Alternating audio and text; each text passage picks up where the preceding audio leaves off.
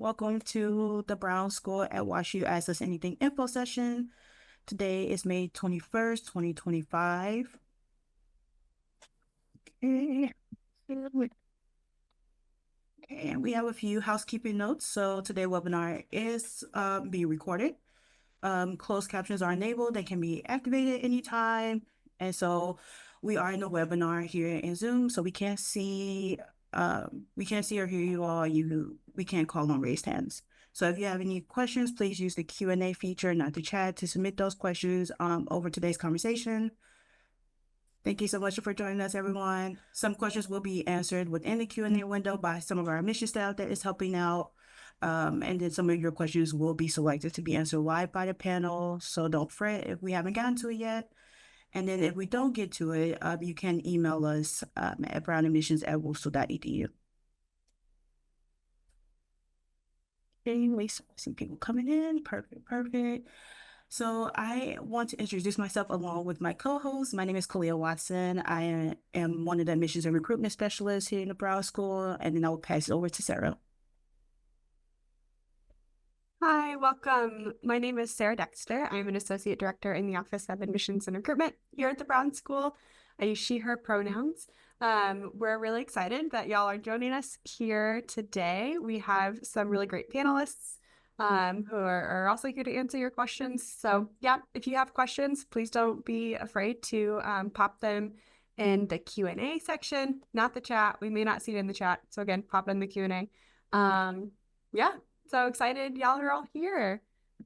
I will pass it over to Zizi to introduce herself. Thanks, Sarah.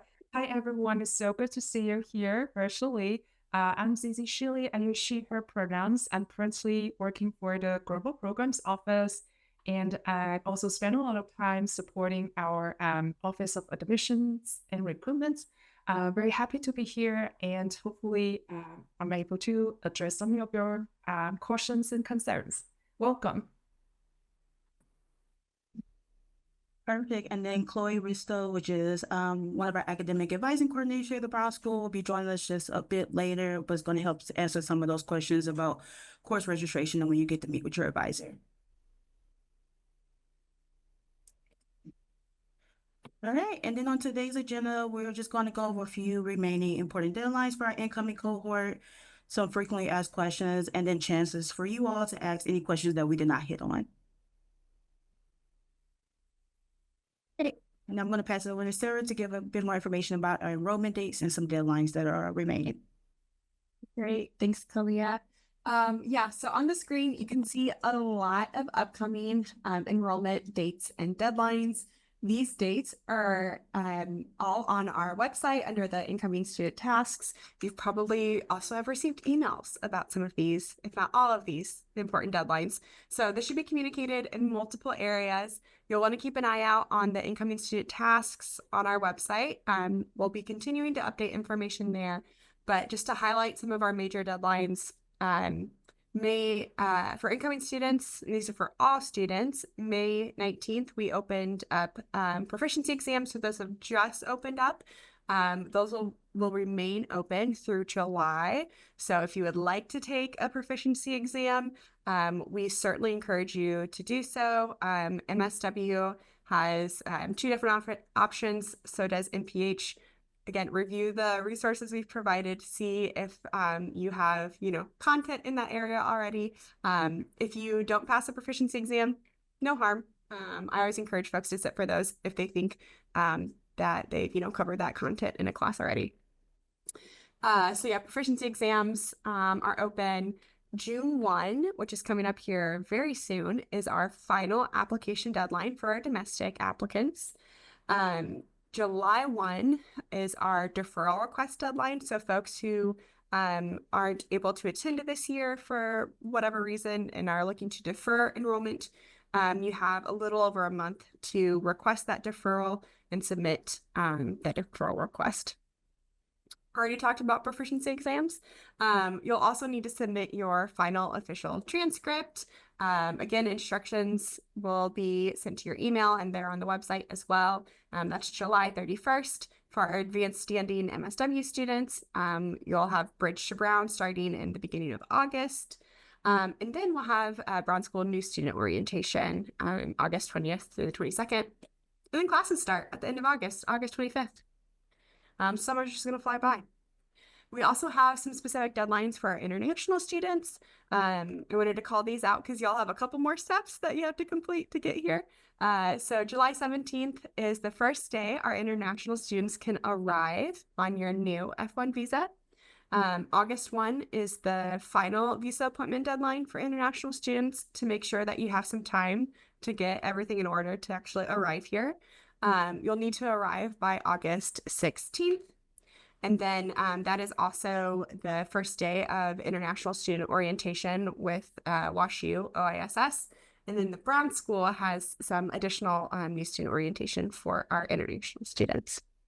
So lots of deadlines. You're not going to remember all that. And so that's why they're posted in so many different areas. So again, refer to the resources that we send to you. Remember to check our website frequently, and we'll continue to communicate these things. I will pass it back to Kalia. Okay, and then before I go more in depth in our funding, our education, I do want to give Chloe a chance to introduce herself. So just your name, Chloe, title, and then pronouns. Hi there. Thank you. My apologies for being tardy. I was at a different training and I literally ran into an empty room. Chloe Risto, she, her pronouns. I coordinate academic advising here at the Brown School. I'm happy to be here and answer questions. Is that all I was supposed to say, Chloe? Yeah, that's perfect. Thank you for being able to join us. So yeah, when students are coming into graduate school, we know that that is a big financial investment on top of all the other ways that it is investments into your continued professional journey. And so there are many routes that our students take to fund their education, and these are the common paths that we see. So our students usually start with that institutional funding award that they get from the Brown School as we give you all your admissions offer. Outside of that, there are external grants and scholarships, and we do have a database within our graduate center for those opportunities if you are still interested and in need of them.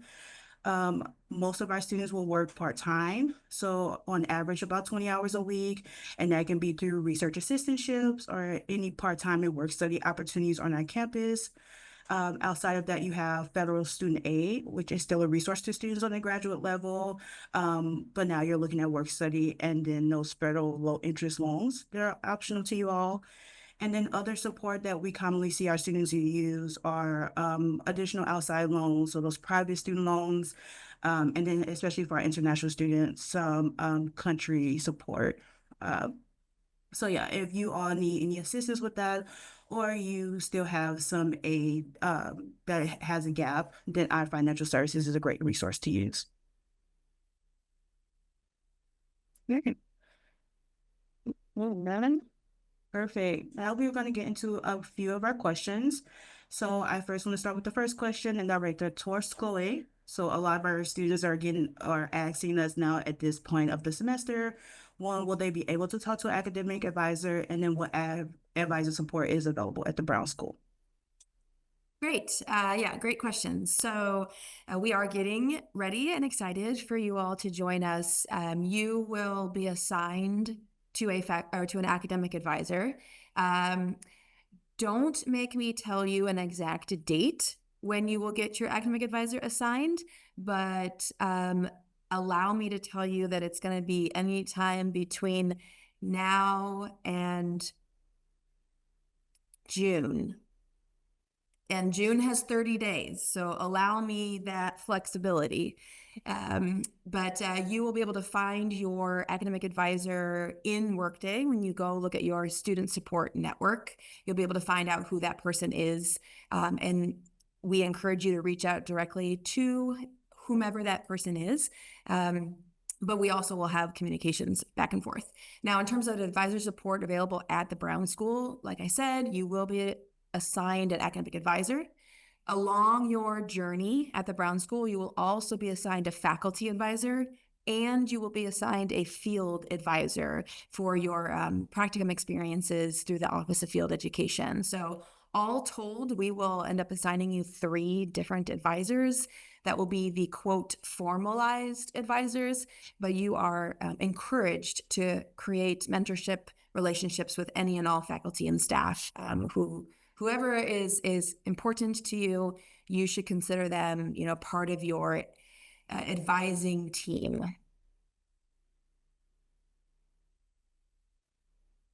Perfect. Thank you, Chloe. And then once a student is able to talk to an academic advisor by this point, or sometime within June, which has 30 days, as you mentioned, to give you all some slack, when would they then be able to register for classes, that next step after? Yes, so registration is going to occur late July. I'm waiting on a confirmation on this, but you will register either on July 22nd or on July 23rd. So you are looking at late July there. And part of my confirmation I'm waiting on is whether or not you're going to register at 7:30 in the morning Central Time, or maybe are you going to register at 12:30 in the afternoon Central Time. So we'll make sure that you have an advisor well in advance so you can prepare for the courses for which you will register on July 22nd or July 23rd. Very perfect. Thank you, Claire. And then the next question I want to pass over to ZZ. ZZ works a lot with our international students, but just our Brown School incoming cohort overall, as well as being an alum of the program and the school. So would you advise students to sign up for the proficiency exam, which I know we spoke about a bit, ZZ, but just to get your further insight on it? Yeah, that's a really good question. I also served as an academic advisor in the past. I don't know about the future, but I usually encourage students, if they have taken those courses before, give it a try because it doesn't hurt. If you pass the course, great, you will free up like 3 or 6 credits that allows you to take additional elective courses in the future. But if you don't pass the proficient test, that should be fine. And then you will, have the courses to take in the full semester. So give it a try. That's my personal advice. Perfect, Cece. And then I'll answer the next 2, which I get a ton as students are emailing and trying to figure out next steps. So do I actually need my own laptop?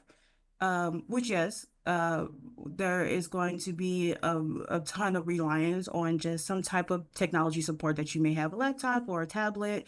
There are, of course, going to be computer labs all around the campus, and especially within the Brown School and the 3 buildings that our programs are housed within. But just for most convenient, and if something were to ever happen with a computer lab, or if you're not on campus, we do recommend that students have some type of technology support outside of a mobile phone. And then the next common question that we get is, how can students access their student email address and their university systems? And this is on the website, more information, but also through email communication, that once you follow all your steps of accepting your admissions offer and then submitting that enrollment deposit, that within 7 days you will be sent over to Workday, which is our student information system, or your student portal. And then you will receive an email from WashU IT with your email information and then your WashU username. So that would be the way that you'll access all of those systems as you become an incoming and an enrolled student. Our next question is there on-campus housing or resources for graduate students, which we also get a ton of questions about. And so I will pass over to Sarah, so if you want to answer this one. Yeah, sure. So the Brown School at WashU, we don't do any sort of like roommate matching, or we don't place you in a specific apartment for a number of reasons. You wouldn't want us to do that, but we do have a lot of resources available to you. So on our admitted student section on our website, there's a number of resources listed on how to find housing. On some, we have some university like approved housing resources. Housing is such a personal choice, and so like you got to make the best choice for yourself. Like, do you want to have a roommate? Do you want to live alone? Where do you want to live? We have access to a car. We'd be relying on public transportation. So there's all these things you want to think about when you're trying to secure housing. And so we have a lot of resources on our website in place for you to kind of reflect on some of these questions and see what's going to be a good fit for you, especially with your budget. We do also have a shared Excel document roommate finder resource. And so if you would like to find a roommate within the Brown School, especially incoming Brown School students, you can put your information on this shared document. It's all, self-regulated, so y'all get to decide if you want to reach out to someone or not. But it's just another resource to find folks who are also looking for a roommate. And then I can ask our next question. So Zizi, I'm gonna throw this one over to you. What sort of support is offered to our incoming international students? Yeah, this is a great question. So currently, Brown School, we have over 185 master and doctorate international students from 34 countries. We are a very diverse, community. So our office do provide a variety of programs for our upcoming students, particularly for international students. And the very first thing that you may notice is the English language placement assessment and support course. So prior to the start of the fall semester, our office will review each incoming international students' admission materials. And then we will assess your academic English language skills. And based on the review, we will decide whether you need to take a language proficiency exam and then enrolled in a 0 credit and free English language support course in a full semester. So this is the very first thing that you will notice from us. And then the second thing we do is the international student orientation. Like Sarah mentioned earlier, this August, on August 18, we will have an international student orientation.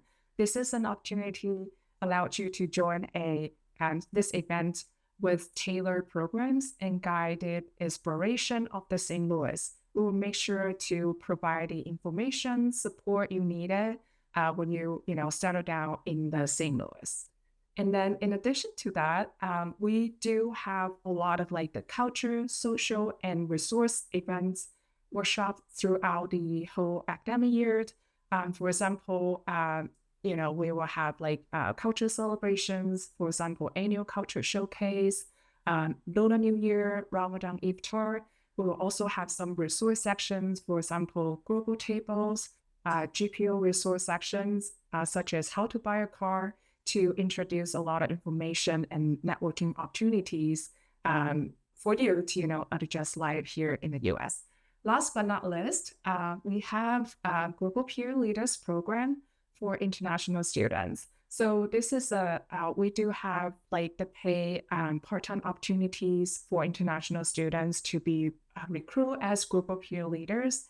And for global peer leaders, we provide mentorship program. We have social events and things like that, so that our non-global peer leader international student can be paired with mentors throughout the academic year, to learn about the resources, learn about the cultures and things like that. So make sure to pay attention to our email communication, and then, just find the resources and support you need from our office.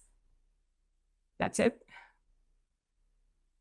Awesome. Thank you, Zizi. That was a lot of really great information. We have just a few pre-submitted questions, so they're not on this slide, but we're going to go ahead and answer them while we're here. The first one is related to part-time jobs. Do most folks work? How do I get a part-time job? What do those sort of steps look like? I can answer that unless someone else from the panel would like to speak to part-time jobs. All right, I'll take this one. So as Kalia mentioned, a lot of our students do work in some capacity, and they utilize this as just one component of their funding strategy, how they pay for grad school, how they pay to be a human in this world who has to live somewhere and get groceries. And so, like I said, a lot of our students do work. It may vary, 10 to 20 hours a week, depending on the individual, depending on the job. And so once you get access to your WashU key, you should then be able to sign up for Handshake, which is a platform that our Center for Career Services use. There's a number of job postings available over the summer. I would say those tend to pick up closer to fall when students are actually here, but there still are some postings that are available now. And so you can apply to anything that looks interesting to you, that looks, like you might want to consider. And then also around the first week of class, I don't have a date, but WashU also does a part-time job fair. And so that is an in-person job fair in addition to the online platform where you can walk around, see what sort of positions are available on and off campus. So a lot of different part-time job opportunities available to folks who are interested. And then the next question was, when should I move to St. Louis? That's a great question. I think it's really dependent on the individual. And so I would say there's some folks who are, arriving now or arriving in June. So if they have the summer runway, I'd say most folks tend to arrive like early August, early to mid-August. That's typically when leases start. It gives you a week or two to acclimate to your new surroundings before having to jump into classes. You definitely want to be here before new student orientation or before Bridge to Brown if you're an advanced standing student. So look at what dates you're required to be on campus, and then I would try to build in a little bit of buffer for that, so you're not moving in on the weekend and then going to class the next day. Would definitely advise against that. And then the last question, which I'm going to open up to the panel, is how would you say graduate school is different than undergrad? Clay, can I start with you? Sure. Okay, so the first reaction I had was when I thought back to my master's program, and this is a professional degree program. You are entering in as a budding professional in the field of social work or public health or social policy. So unlike undergrad, which might have felt at times like a coming of age while going to class, graduate school, you're walking in as a professional and you're leaving as a more experienced professional. So to take an angle of, oh, this is my training. These courses are my training. These practicum experiences are my training so that I am a really strong candidate for the first job that I do in this professional world, I think is a smart approach to your time at the Brown School. You're going to have the opportunity to make very close connections with classmates, and you might walk out of here with some of the greatest friends you'll have for the rest of your life. Because together you are going to be experiencing 2, maybe 3, if you're advanced standing, maybe 12 months of very intense work. And sometimes in that intensity is where we find, our dearest, closest friends. So yeah, you're going to have these moments of that will feel akin to your undergrad experience.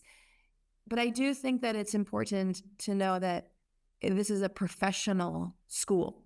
And we are excited because you have chosen to be a professional in your chosen degree path.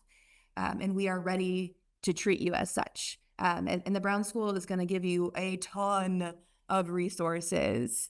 I do want you all to know how resourced this school is and how ready we are to walk alongside you. And we know that you are the next generation of professionals. So we're ready to welcome you in that manner.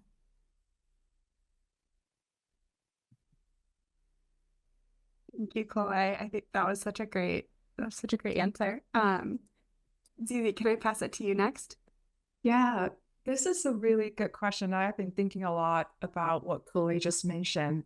And I just want to add on that is that being a graduate student is a really big ask for a lot of us, because when you join a Brown school, you will notice that a lot of students, they already have an established professional life before entering the school. They may have their family, they may have kids, they have a lot, in addition to being a student at the Brown School. So one thing I think is very different is that you need to be very proactive. There are tons of resources, support around you, but you will be the person, taking your ownership, plan your schedule, reaching out to people to help you with practicum, coursework, part-time, all those great things. So I think it's one thing really different from undergrads, from my personal experience. End it here. Clea, anything you'd like to add here? Um, for sure, yeah, I definitely agree with everything that Chloe and Zizi mentioned for sure. Um, Undergrad, it can kind of feel like it's a required extension of high school. And so sometimes a lot of students will feel like, oh, it's just a necessary step and I don't really have as much autonomy. And so with graduate school, a lot of the students are coming in like, I know what professional journey I want to go on and what I need to make those goals happen. And so as Chloe mentioned, you're going to be in a atmosphere that is supporting and nurturing those professionals and all the goals that you have. Um, Graduate school is a bit smaller as well. It doesn't matter if you're going to a bigger institution overall or like a smaller college town in a small city. And so really having the opportunity to network across all boards is really imperative. And so that's with your fellow students in the cohort, as well as the professional staff and faculty that you have access to.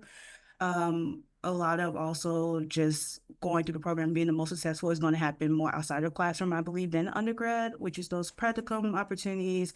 And then in the cohorts and whatever fellowships that you find yourself a part of, just taking advantage of all of those additional opportunities that may come out that way. Um, Also being in St. Louis has its own opportunities as well. And as a graduate student, you are choosing the institution, but also the community you're finding yourself integrated in. And so taking opportunities to not only familiarize yourself with St. Louis if you're not from here, but the professional opportunities that are here as well. And those networking connections, WashU's alumni is very impressive and extensive and is all across the country as well as abroad. But we also have a ton of amazing people here in St. Louis that I would say just grab hold to them as well. So those are the difference that I'm seeing is just professional, a little bit smaller, and then networking and whatever outside experiences that you can grab are key. Thanks, Kalia. I think you really hit the nail on the head. The last thing I'll say, just very simply, is grad school is hard. Hopefully you've heard this. Hopefully you've come to terms with that already. But if no one has said that to you yet, it's a challenge. And I think our students are really up to that challenge. But coming in with that mindset is like, I'm going to be challenged. And I really hope that folks also come to grad school, probably in most situations, but this is like curiosity and like this interest and desire to learn. You would think that's, inherent in an academic setting, but that's something that I think, especially for graduate school, is just being really curious. Like, your stuff, you have a bachelor's degree, and there's still a lot to learn, which is why you're coming to grad school and getting a professional degree. So, yeah, I'll leave it at that. I think my colleagues take some really, really great insight here already. So I'm looking over at our live Q&A. We've completed all of our pre-submitted questions. So Lauren asked, when do I find out if I've satisfied the human bio prerequisite? Great question. We have just started that process. We individually review every person's transcripts in their coursework. And so you should be notified within the next couple of weeks if that human biology prerequisite has been met. If it hasn't been met, we have some information on our website on how you can get that requirement met. Essentially, you need to have that human bio prerequisite by the spring of your first year. So you got a good chunk of time if you haven't met that already. Our next question, I would really like to be enlightened about what's unique about the brand school in WashU, as this will help me give a relevant answer during my interview. I'm guessing you're talking about your visa interview. Would anyone like to share their response to this? What's unique about the Brown School or about WashU?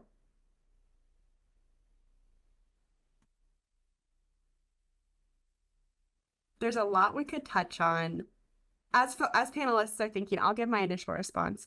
I think this is a really personal question, right? Like I might see something within WashU that really resonates with me, or the Brown School that really resonates with me. For me, I love our location. I'm not from St. Louis, but I call St. Louis home now. I love that the Brown School and the WashU has such a commitment to partner with the community and to not just be an institution on the hill, but to work in community in partnership. Is that unique to the Brown School or to WashU? I don't know. I can't speak to other universities and other institutions, but I think that desire to really be engaged, even when it's hard, even when it's messy, I think that's really important and something that I really value. Is there always more work to do? Yes. A loud yes.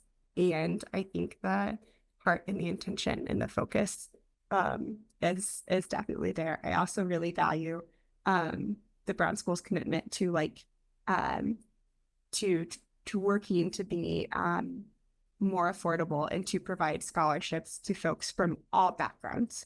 So it's not just for domestic, so just for international. That I'm really trying to make this place accessible from, you know, folks in St. Louis, folks who live here, as well as folks who live, you know, like 20 hours, like right away. So that's just off the top of my head. I think it's a really personal question though. So I think that's something that like as an individual who is going to go through a visa interview, you have to identify what it is about the Brown School and WashU that really resonates with you.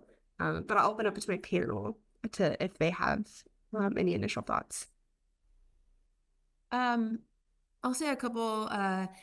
One thing I think that the Brown School is unique for in terms of the practicum experience that every single person has to complete. And if you're a social worker, you have to do 2 of them. But the onus is on the student. So I know that specifically in other social work degree programs, if you are here with us to do the social work degree, I know that there's a placement process that can occur in other MSW programs, and the Brown School puts that on each individual student to seek out and to interview and to place. And so I think, and that's across all of our degree programs, is every single person is responsible for locating and finding and securing your own practicum with a lot of help. Remember, we give you a lot of resources. So I think that is something that is unique to the school. It really highlights the intrepid nature of a Brown School student who comes in with that drive. I also think that you all will be here in a very pivotal moment in Washington University's history as the School of Public Health is upon us. You are if you haven't heard about this during your time at the Brown School, you probably will. But it's a very exciting point in WashU's history writ large that the first school in 100 years is being born. So you'll have the opportunity to be around the pure excitement of a new school and how that what synergy can come to play when social work and public health and social policy really get brought to the forefront at a renowned university.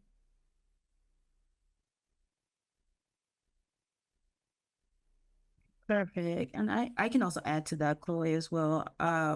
Just how a student can curate their academic plan. I think what makes WashU, but the Brown School in particular, really special. there's tons of tracks, especially with social work. So we have advanced standing and we have full time and then we have part time, and our students are able to choose concentrations and specializations. And then those also can be split up in different tracks, which I think is really amazing. So if a student is coming in and they are wanting to have a social impact within a very niche concentration or focus, there are avenues and then additional advisor support, but also overall staff and faculty support that can assist in that.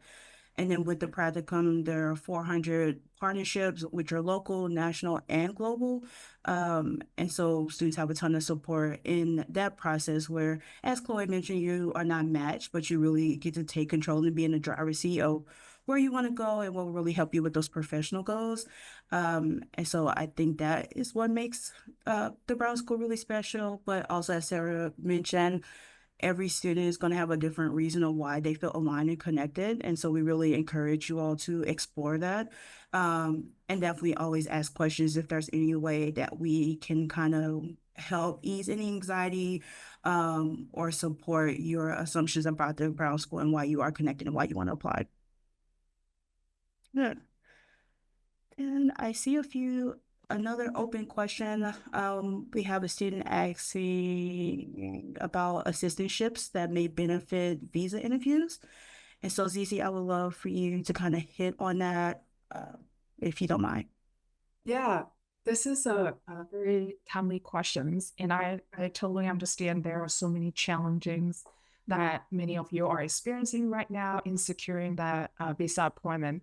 So while Brown School and also WashU is unable to intervene directly in the visa scheduling process, WashU's Office for International Students and Scholars do provide a lot of like helpful guidance and resources to assist you. I will drop the link after I complete these questions. So you may, want to read those resources very, very carefully because they provide like, step-by-step guidelines. For example, how to prepare for your visa interview, how to, make sure the documents are complete, ready for the visa officers to review. And there are also a lot of like virtual events for you to, meet with the people who have been working for international students, regarding the visas issues. So make sure to check on WashU's OIS's website for more information. And in addition to that, we also received some requests about, requesting our office to provide a support later for you. However, our office and also ONSS have consult a lot of professionals. Our advice is that you may want to submit a strong justification later from yourself when you request an especially expedite visa appointment. So if you have experienced any issues, please reach out to our office, connect with your admission specialist. We would, provide a sample later template for you. Make sure to individualize the later and include that when you submit your visa appointment. So reach out to us if you experience any challenges and difficulties. We are here to support you. One last note is that please keep in mind, although I understand there are a lot of challenges, however, we are not able to provide like accommodation for the timeline. So if you are unable to have a visa appointment schedule before August 1st, 2025, and arrive in the US before August 16th, again, we are unable to provide the extension to this deadline. However, if you face challenges, we may be able to offer you a deferral of your admission to for 2026. So again, reach out to us if you have if you experience any challenges, and then we would, work with you based on your personal circumstances. I hope this is helpful. Thanks, Zizi. And just to chime in here, we are required to be pretty firm on these deadlines.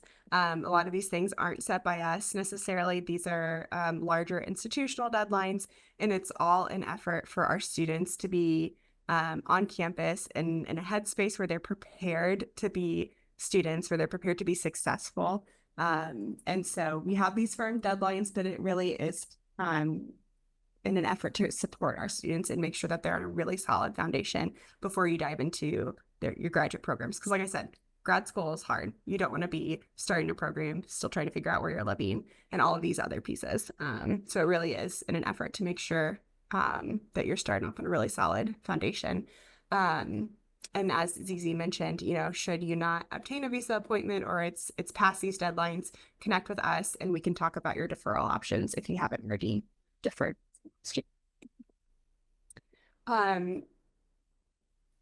We have another question. I think we touched on I-20. If you have specific questions around your individual situation regarding your I-20 or visa, I would connect with us offline. But then Emmanuel asked if we have a Facebook or Instagram page for admitted students. We don't have one. We're exploring some different options on how incoming students can get connected. But that wasn't something that there seemed to be a huge demand for. But we are exploring some different options so folks can start building community early on. There are some larger WashU Facebook groups. And so as a WashU incoming student, you are a WashU student. So if you see anything that looks interesting to you, definitely check that out. There will be a lot of opportunities to connect with other incoming students during like new student orientation in the first couple of weeks of classes. So if you're eager to connect with your other incoming students, please know there'll be some community building opportunities to built in. So those are all of our questions, and we're just a few minutes short of time. So I would say we did a pretty great job staying on track, staying on time. So thank you all for joining us here today. We have this is our last slide. Like I said, if you have questions, feel free to reach out to us at Brown Admissions at Westfield.edu. For our domestic students, we still have a little over a week and a half to complete that application. June 1 is our final deadline. Like I said, connect with a specialist if you have any questions, and then we still are offering in-person campus visits if you're wanting to check out campus before classes get started. So that's all we got. Thank you so much to our panelists, especially Chloe and Zizi, for joining us here today.